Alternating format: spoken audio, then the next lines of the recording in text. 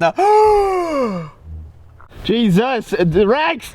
I caught his eyes, man. You can see the crosshairs just right there. Welcome to the Whiskey Tribe. Today, we're doing something a little bit different.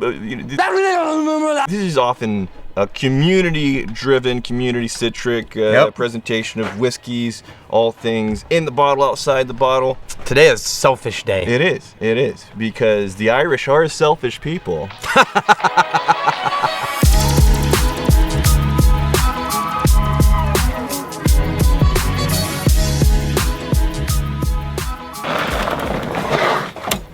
This episode brought to you by the Wizard of Ads Partners. These are marketing professionals that specialize in turning small businesses into big businesses. Check out wizardofads.com for free articles and advice and a list of these Wizard of Ads marketers who can do things real good. That moved so cool. I was cool. Damn it. We're coming up on St. Patrick's Day. One of the things we're very often asked is, what are your favorite whiskeys? And I don't know, would you change it? We were in a very privileged position to be able to go through tons of whiskeys regularly. It's actually easier with Irish whiskey for two reasons. Yeah. Because so much of personal preference has to do with personal memories and nostalgia and emotions. Yeah. And we were in Ireland almost a year ago this month, so we have a lot of recent memories of Ireland. Yep. And there's smaller whiskey lists to choose from, so it's easier to pick three. These, like, favorite whiskeys, I'm not only taking into account taste and flavor here. I'm going to be considering a few other things in addition to how it tastes and the smell and all that. First up, let's start with yours. You chose your three favorite of the moment. I chose my three favorite of the moment. Right. What are you digging? So I'm going to say for you, let's give yours first, because I want to start with one of your choices, which was Powers, the signature release. I wanted to choose something that I still liked, but it's taken those flavors and making them a bit more richer, a bit more complex, multi-layered, and yet still accessible. Still accessible. I wanted this to be an accessible whiskey. Now keep in mind, this is single pot still, so this is the classic Irish pot still unmalted barley recipe. Right. And Powers was, one of the original Irish whiskey families, and some might say it's John Powers that's responsible for saving Irish whiskey by bringing together the three big brands. Which we're already circling back as to why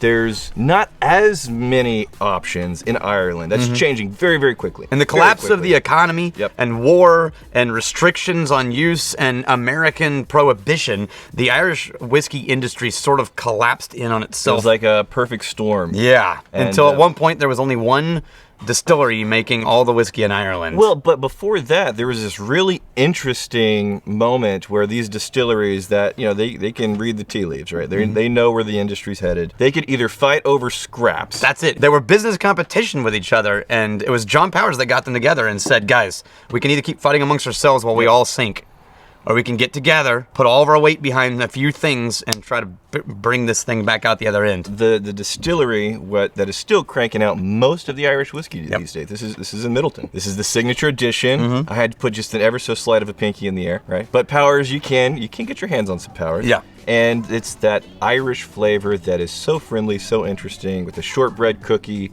that beautiful desserty sweetness, like a milky honey on top of that thing. Oh yeah, it's so buttery. It's probably one of the most friendly, right out of the gate, most of the options, most friendly categories in all of whiskey. So my level entry like that, I would say is a little bit more pricey. You ready?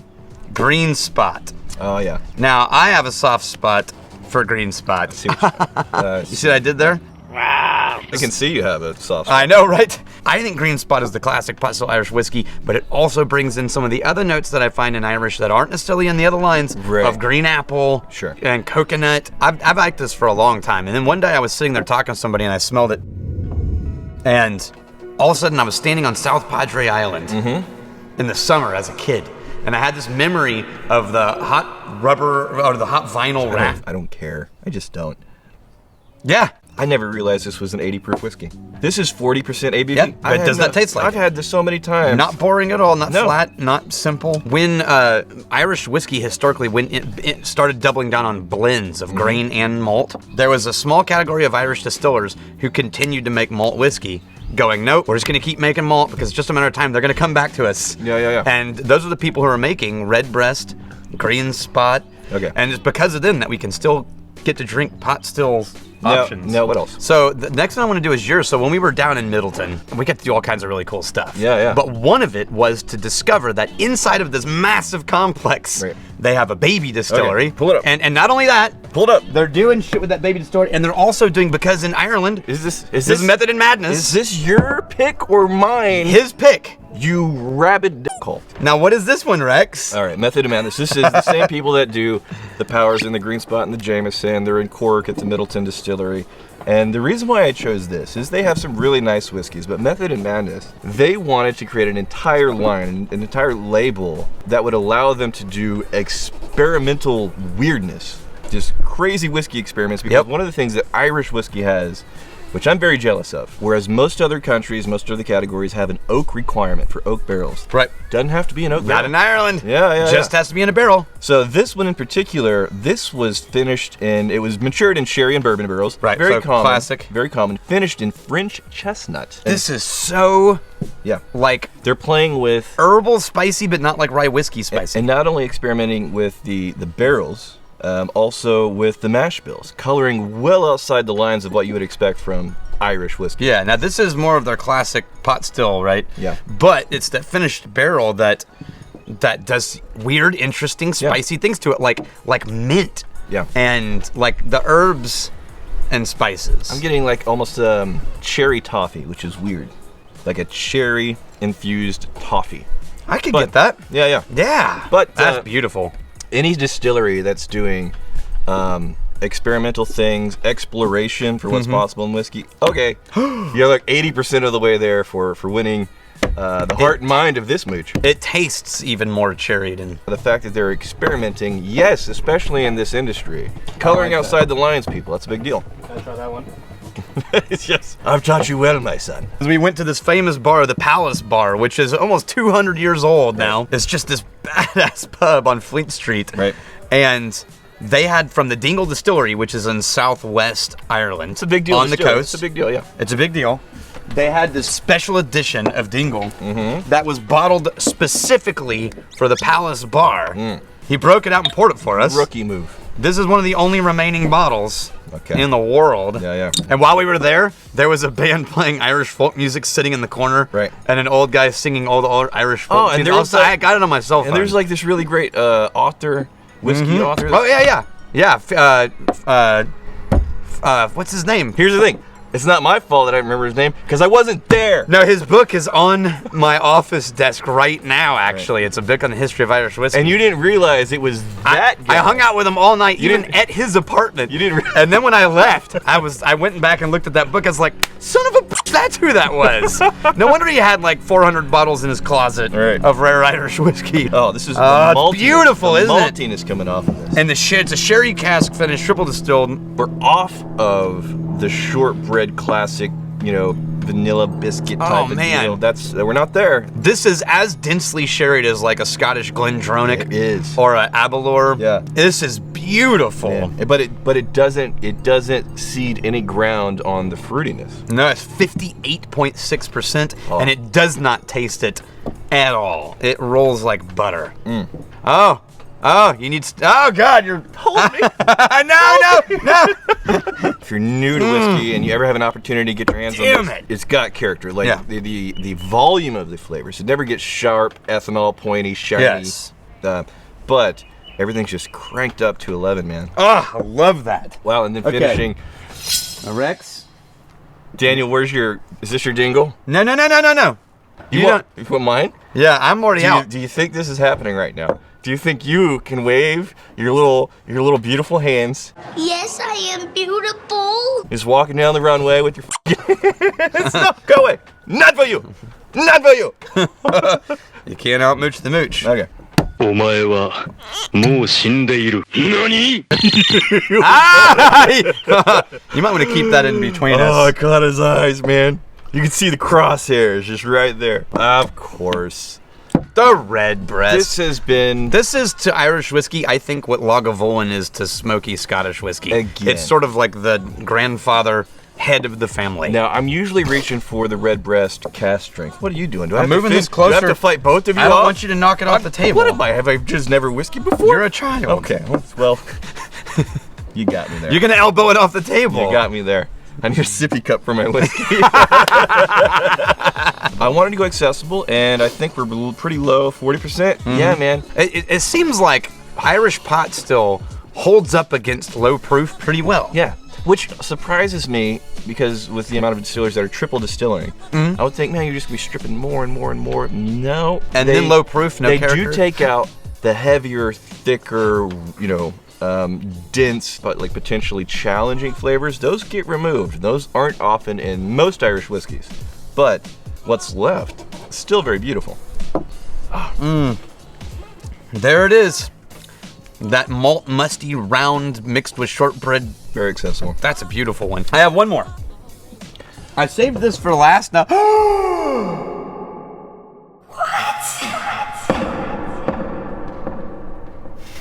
If we... Let me give you the play-by-play. Okay. Because so far he's just picked it up. Yeah. He hasn't pressed his beautiful lips. Son of a bitch! Son of a bitch! Oh, there it is. His lips touched to the whiskey. I'm just gonna sit right here. Get away from me! Last one. Okay, so See, I'm a little... we're going with this at the end because after tasting this, your palate's gonna I'm be... kind of annoyed. I was gonna grab this. It's one of the only peated Irish whiskeys, and it's made at Kilbeggan. Yep. And I just grabbed the classic entry-level bottling of this. You know we're a fan of the peated whiskey. Conmar. I love peated whiskey, but peated Irish, whole other thing. It really is. Yeah. It does not taste like, oh, you're just mimicking Scottish whiskey. Yep. It is its own thing. Now, keep in mind, historically, Irish whiskey was just as peated as Scottish whiskey because they all often, in certain areas, a lot of them burned peat to. Yeah. So it was common. If I had to pick, it's closer to the briny coastal peat than the Highland earthy mulchy peat. You think it's... It's not salty. Not so... No, but it's not earth forest mulch. Not forest mulch. I would Right. say it's like salty earth, though. Yeah. And then there's a slight element of a campfire. Yeah, it's kind of almost ash smoke, but it's almost like the campfire in your clothes after a camping trip. Isla lovers, right? If you're a hardcore Scotch person, you like the Campbelltowns and whatnot, and you want to try and get into an Irish that you think is probably going to be in your wheelhouse. Oh, pure butter on the palate, though. It's all the smokiness, but then round it off with all that butter and shortbread. Oh, for a lot of people that are getting into it, they're still looking for like the lower proofs. Probably The Redbreast. Redbreast or and Powers. the Powers. Beautiful Yeah. Irish whiskeys here. Yeah. Now, Daniel, I think... Maybe Green Spot. In honor of the St. Patrick's Day... Oh, okay. you've done your research for the whiskey side of things. I, in turn, wanted to meet you on the battlefield of researchedness. And I... So you researched. So... What did you research?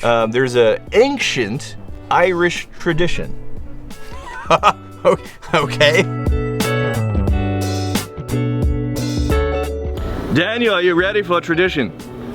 This ancient ceremony of a celebration of Celtic heritage and raw power. Now,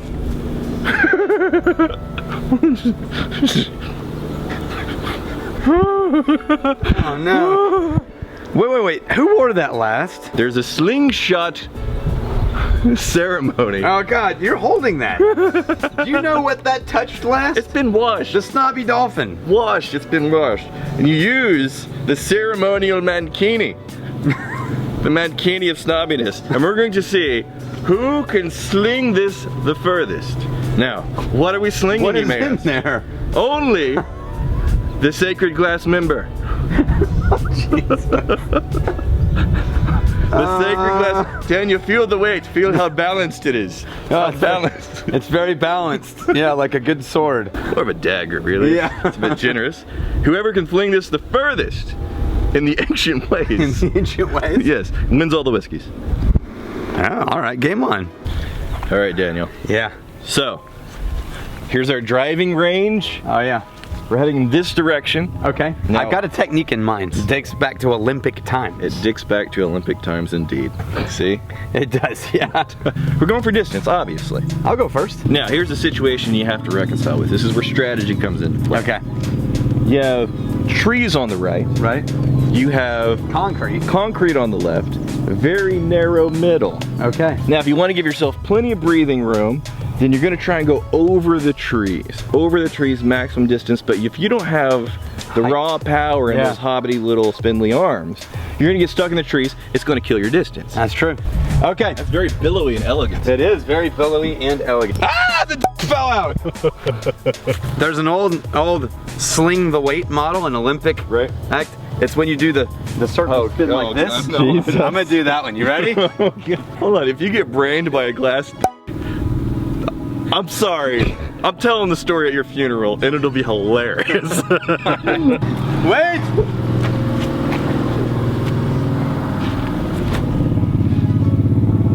Nothing. Does the glass cat? Okay, well the dick's right here. Yeah, we're measuring from the Ready? All right. No shit. Jesus, the Rex! Okay. Oh crap! Oh, you definitely won. Oh yeah. The mankini went further than his glass member. I was pretty close. You wanna know what a sounds like? Yeah. There's only one way for you to retain your honor, Daniel. No. We